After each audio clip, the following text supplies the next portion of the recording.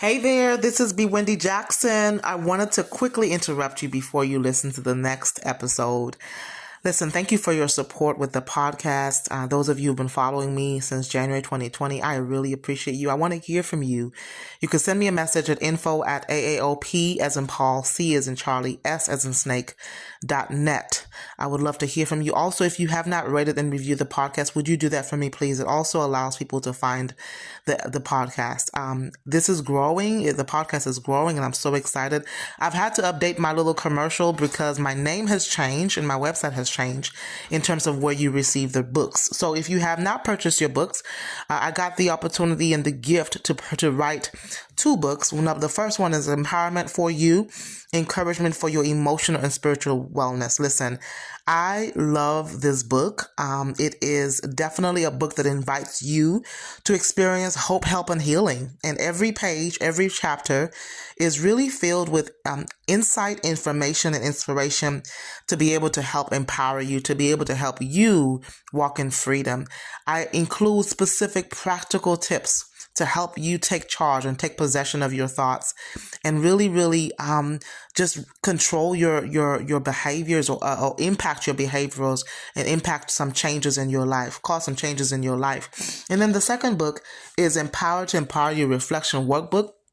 Love this book as well because it's based on specific podcast episodes where you listen to some episodes and you are able to dive deep into some reflection. I give you some prompts so that you don't have to wonder or think about, well, how do I start to reflect? What do I even write? The prompts are already provided for you. Isn't that awesome? So there are also blank pages for you to journal or whatever you want to do, right?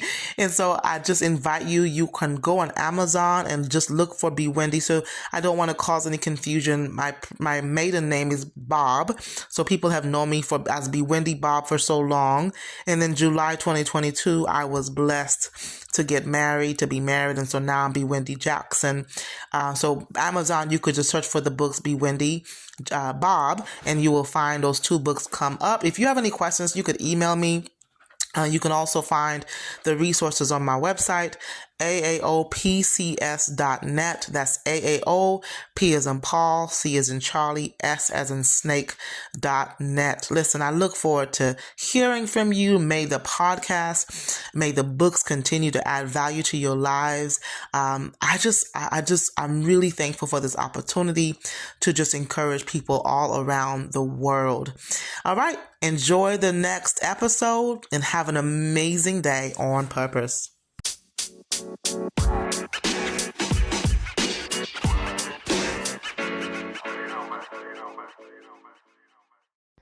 Hey there, this is B. Wendy Jackson with the Empower to Empower You podcast.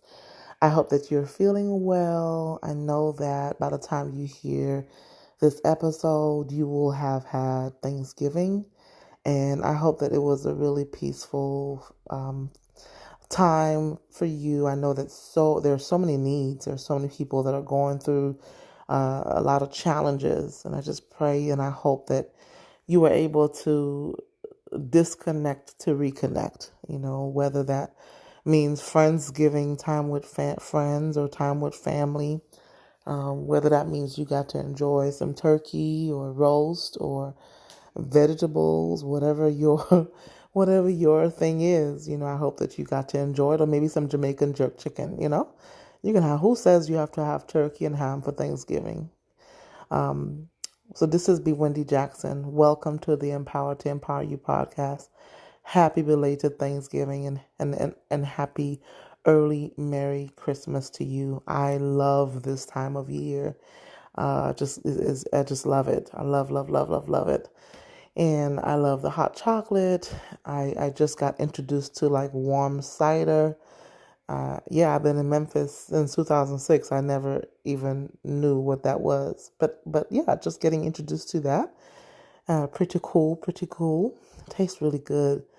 But I just love the fuzzy socks, and I love the warmth, and I love the lights, and I love all of the music, and I could listen to Christmas music all day, and the focus being Jesus Christ. Christmas. If you take the root word out of that, it's just Christ. It's focusing on Christ. And so I just really get to enjoy that. But I'm not here to talk about Christmas or Thanksgiving. I want to just plug in and just share a thought, a word of encouragement. If this is your first time plugging into the podcast today, thank you so much for joining in. Empower to Empower You podcast is about all things Jesus Christ, mental health, anything to help you become the better version of yourself. I'm really thankful that I have been podcasting since January 2020. Oh my goodness. Can y'all believe that? I cannot believe that January of next year, God willing, will be 4 years since I've been podcasting. Whoa. I don't know how long the Lord will have me do this, but I'm just looking forward to whatever direction He wants me. If He wants me to stop, I'll stop. If He wants me to keep going, I'll keep going. But I just really love to use this as an avenue to be a blessing to you. So today, I want to jump in and I'm going to leave you with a thought. Today, I'm going to talk about, just really quickly, the do's and don'ts of supporting your friends who grieve. The do's and don'ts of supporting your friends who grieve. And I'm going to reference the man Job in the Bible, in the book of Job. There's so much to grasp from the book of Job when it comes to how we endure temptation. And before I even get into the story of Job, I want to kind of pay attention and bring your attention to this scripture that really, really blessed me today. It's 1 Peter 4:19. It says, and I want to go back up a little bit. 1 Peter 4:14. It says, So be happy when you are insulted for being a Christian, for then the glorious Spirit of God rests upon you. If you suffer, however, it must not be for murder, stealing, making trouble, or prying into other people's affairs. But it is no shame to suffer for being a Christian. Praise God for the privilege of being called by His name. For the time has come for judgment, and it must begin with God's household. And if judgment begins with us, what terrible fate awaits those who have never obeyed God's good news. And also, if the righteous are barely saved, what will happen to the godless sinners? Verse 19 says, If you are suffering in a manner that pleases God, keep on doing what is right and trust your lives to the God who created you, for He will never fail you. You know, I love this as a backdrop of what I'm about to share from the book of Job, because truly, if we are believers, we're going to suffer. Christ suffered. All the men of God and the women of God suffered. What makes us think that we're going to be exempt from suffering? We're going to go through trials. Even Jesus says, hey, you're going to go through trials. You're going to go through testing. But take heart, I have overcome the world. And I want to read this, my Bible. I love my Bible. I love my Bible. It's a study Bible, the New Living Translation. And it always has a summary before you go into the book. And I want to share this. And it says, Job was tested. With a life of prestige, possessions, and people, he was suddenly assaulted on every side, devastated, stripped down to his foundation. But his life, hear this, his life had been built on God, and he endured. There's something about enduring through temptation. Job, the book tells the story of Job, the man of God. It is a gripping drama of riches to riches, a theological treatise about suffering and divine sovereignty, and a picture of faith that endures. Oh, love that. As you read Job, analyze your life and check your foundation. Maybe you be able to say that when all is gone but God, He is enough. Can we truly say that if whatever I go through, God is enough? Can we truly say that God is enough for me today? You know, there are so many cliches. I am enough. I am enough. You are enough. Well, that is not true. That is a secular saying to focus on self. You're not enough, and I am not enough, but God is enough. God is enough. I cannot do anything apart from Him, right? Job was a prosperous farmer living in the land of Uz. He had thousands of sheep, camels, and other livestock, a large family, and many servants. And suddenly, Satan the accuser came before God, claiming that Job was only trusting God because he was wealthy and everything was going well for him. And thus the testing of Job's life began. Again, I'm just reading through a little summary of this. Satan was allowed to destroy Job's children, his servants, his livestock, his herdsmen, his home. But Job, hear this part, but Job continued to trust in God. Next, Satan attacked Job physically, covering him with painful sores. Job's wife told him to curse God and die. But Job suffered in silence. Now, here's the part that I really want to be the highlight of today's episode. 3 of Job's friends, Eliphaz, Bildad, and Zophar, came to visit him. At first, they were silent. They silently grieved with Job. And actually, they were silent for 7 days. But when they began to talk about the reasons for Job's tragedies, they told him that sin had caused his suffering. They told him to confess his sins and turn back to God. But Job maintained his innocence. Unable to convince Job of his sin, the 3 men fell silent. At this point, another voice, the young Elihu, entered the debate. Although his argument also failed to convince Job, it prepared the way for God to speak.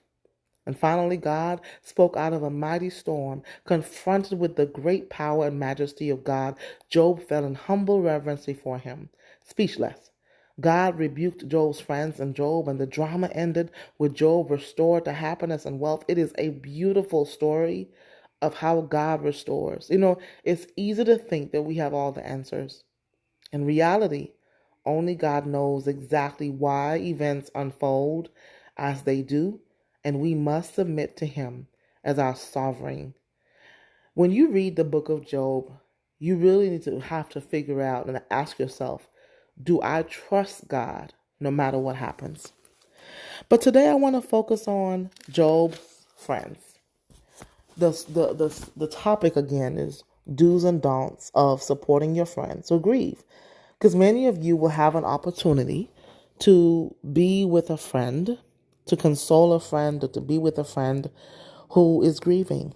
And especially during this season, there are many people who are grieving, whether it's the loss of a loved one, the loss of a parent, the loss of a spouse, the loss of a child, the loss of a job, the loss of a career, the loss of what they thought life would be.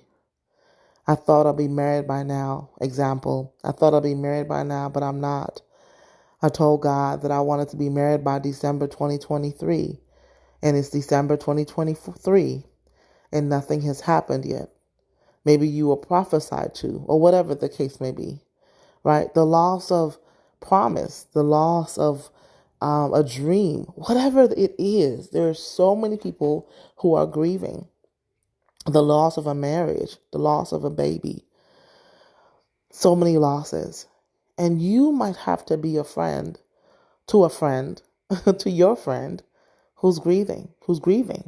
When you read the story of Job, again, you see that Job loses everything in a matter of days. He had been disfigured by grief. His friends started out really, really well. When you read the book of Job, you're going to see that about in chapter 3 or 4, about maybe chapter 2, his friends come and they are just wailing at the sight. I believe they come in chapter 3. But they're wailing at the sight of seeing Job because he had been so disfigured by grief. And they sat quietly with him for 7 days. Now they started out well. This was the best thing that they could have done for him. When we encounter friends who have suffered great loss, it's so easy to drop off the casserole, especially in the South. It's so easy to send a sympathy card and say, call me if you need anything. Honestly, my husband taught me, call me if you need anything is not the best thing to say. Because people don't really know what they need when they're grieving, especially when they just lost their spouse or a child or whatever the case may be. They don't know what they need. But the better question is, what can I do for you right now? What do you need in this moment? Not call me if you need anything. And overall, sometimes we speak too soon when we're supporting our friends who are grieving, and sometimes we just speak too much. When Job talked, they talked. And they talked and they tried to provide answers and explanations as to why they thought he was suffering. See, they were fine as long as they were quiet. But when they opened up their mouth, oh my gosh, it was a total mess. Eliphaz appealed to personal experience. Bildad appealed to universal wisdom. Zophar declared what he thought was common sense. And they all agreed somehow that this was happening because Job sinned and because his children sinned. Wow. Can you imagine that you're going through some deep suffering and deep despair and loss and grief, and your friends tell you that this is happening to you because you sinned? Wow, I cannot imagine that. The harder they tried to explain Job's suffering, the less they helped. It would have been best if they had just shut up and continued to be silent. Even chapter 16, Job says to them, "What miserable comforters you are. Won't you stop blowing hot air? What is it that makes you keep on talking?" Elihu arrives on the scene in chapter 31, and he calls himself wise because of the spirit within him. But you know what he does? He accuses Job of not listening to God. All of their advice have elements of truth twisted with false assumptions and conclusions. We have to be careful of our advice. Be careful of the advice that we give. And we need to ask ourselves before we give advice, is this advice consistent with the word of God, or is it from my own flesh? Here's in this story, in this book, in this example, consolation is turned to condemnation. Job's words reveal several ways to become a better comforter. Chapter 8, verse 4 talks about what not to say. Now, I really want you to pay attention to this. What should we not say? What should we not say? And what are some ways to become a better comforter? Number 1, here are 5 things not to say. And read chapter 8, verse 4. Don't talk for the sake of talking. Just don't. Many times we don't know how to deal with silence. If somebody is silent and they're grieving and they're in despair, it's almost like we're so focused on our own discomfort that it makes us awkward. So we feel like we have to fix it with saying something that may be so stupid. I don't mean any harm, but it's just not, we don't have to say anything. Number 2, don't sermonize by giving pat answers. Oh, it's going to be all right. You're going to get through this. Yeah, he's in a better place. That is not what people need to hear. Don't accuse or criticize. Don't do it. Ultimately, think of it from the perspective of, what if it was you that's grieving? Would you want somebody to say that to you?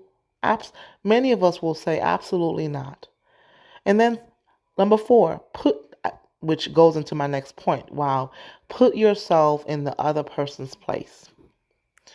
In other words, empathize, empathy. Put yourself in the other person's place. And number 5, offer help and encouragement. Hey, can I come visit you? Hey, what do you need right now? Hey, can I bring you some coffee? Do you need some food? What can I do for you? What can I do to take the load off? Send a text, send a scripture, send a song, send a word of encouragement. Hey, I'm thinking about you. I'm praying for you. Offer help and encouragement. 5 things that Job, basically, he doesn't say it blatantly, but you can read chapter 8, verse 4, and really learn how to become a better comforter. There's 37 chapters of Job's friends trying to grapple with the question of, why do people suffer? Is it because God isn't there? Because he doesn't care? Because the one suffering has done something to displease God? Job and his friends are going round and round, and guess what? They come up empty. And then, after 37 chapters, God answers to them out of a storm in Job 38, verse 1. See, God does not tell Job why he suffered, but he reminds Job of his sovereignty and his magnificence, which is a really good example, a really good lesson for us, because God doesn't owe us any information. He doesn't owe us any intel as to why things happen. He doesn't. His thoughts are way higher than our thoughts. His ways are higher than our ways. And those of you who are going through some really difficult storms right now, I want to say I'm so sorry for your loss. I will never understand, but we're not called to understand why this happened. We do know, however, that we live in a fallen world because of sin. Bad things are going to happen. Murder, crime, things are going to happen.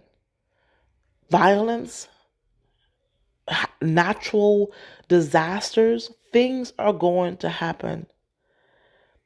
But I want to just remind you that God is sovereign. See, God does not tell Job, I want to say this again. He doesn't tell Job why he suffered, but he reminds Job of his sovereignty. He reminds Job of his magnificence. See, I want to say this really quickly, that friendship and grief, if you are a friend or trying to decide how to navigate friendship with a friend who's grieving, I want to say this. It's hard. It requires patience and sensitivity. Friends in need don't always have to have all the answers, but just a listening ear.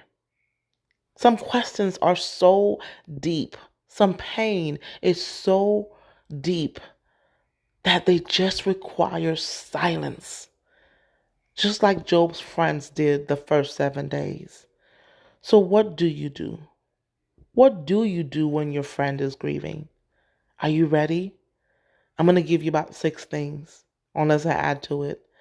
Number 1, sit quietly. Number 2, sit patiently.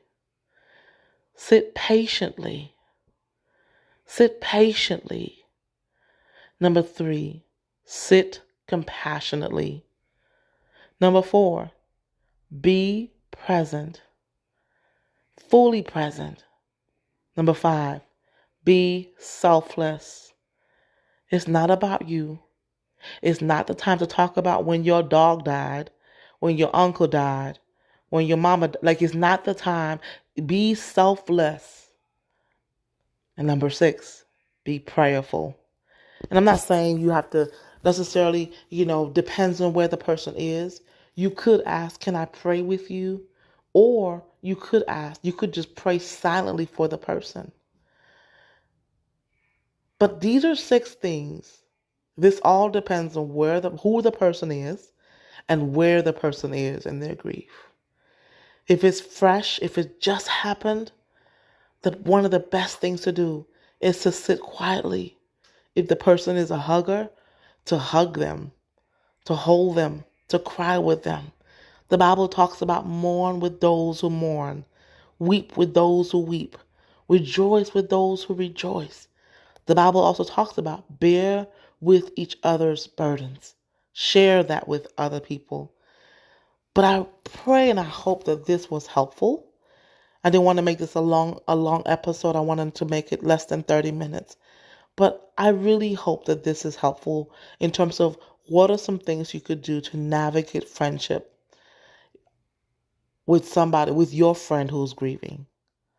So let me know how this helped you. I want to hear from you. You can email me at info@aaopcs.net or be Wendy Jackson LCSW at Outlook. You can also send me a message on IG, empowered, the number 2, serve, and I'll put that all in the show notes so that you have the right spelling. I'm going to try my best to have another episode before the end of the year, if I can. Again, I'm going to see how the Lord directs me if I should continue podcasting or if I should let it rest. I want to hear from you. If you're listening, please post a review. What episodes have resonated with you? What episodes have been really, really helpful to you? Would you like to see Empowered to Empower You podcast continue? Is this one of the podcasts you listen to on a regular basis? Is this one of the podcasts you look forward to? Are you disappointed when you don't see a new episode launched? Talk to me. Send me a message, email. I'm all over social media. Send me a message. Talk to me. If you have my number, text me. I want to hear from you. Listen, be a friend to your friend. Be a good friend to your friend. And if you're not being a good friend, ask God to help you to be a better friend. And the friends who need you right now, who are grieving, think about what you would need if you were that friend grieving. All right? This is Wendy Jackson. I pray that this encouraged you today. Have a wonderful week on purpose. Bye-bye for now.